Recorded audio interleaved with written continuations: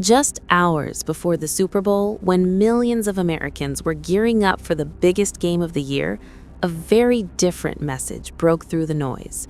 Survivors of sex offender Jeffrey Epstein and his longtime associate Ghislaine Maxwell released a powerful ad, not to sell a product, but to demand accountability. Accountability from the U.S. Justice Department. The video was released by the advocacy group World Without Exploitation, timed deliberately for one of the most watched days in America.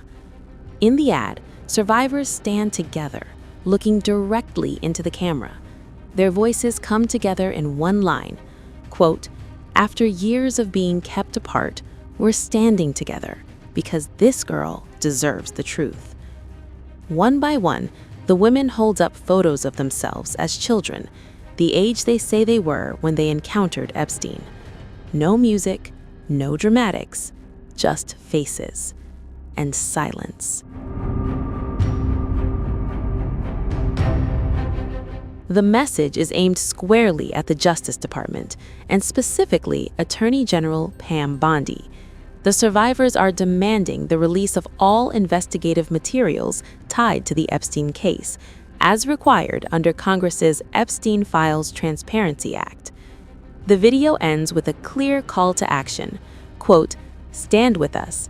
Tell Attorney General Pam Bondi it's time for the truth." Journalist Jim Acosta shared the video, writing that survivors are sending a message that they will not move on from what they describe as the largest sex trafficking scandal in the world. World Without Exploitation later released an extended version of the ad, calling it, quote, "the Super Bowl ad every American should see." But this wasn't a sudden move. The video first launched back in November, urging voters to pressure lawmakers for transparency and reminding the public that for 5 administrations, survivors say they've been left waiting for answers. The timing of the ad is no coincidence. It comes just one day before members of Congress are scheduled to review unredacted Epstein files for the first time. The review will take place in person at the Justice Department in Washington. Lawmakers will be allowed to view materials on DOJ computers, but they won't be allowed to bring staff, electronic devices, or copies of documents. They can take handwritten notes. That's it. The ad also follows the Justice Department's recent release of more than 3 million additional pages tied to the Epstein investigation, including over 2,000 videos and roughly 180,000 images.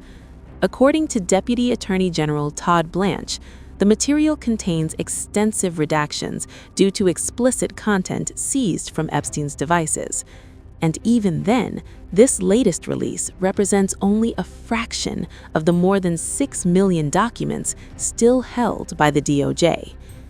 As the Super Bowl unfolds, the survivors' message is clear. This isn't about spectacle. It's about the truth.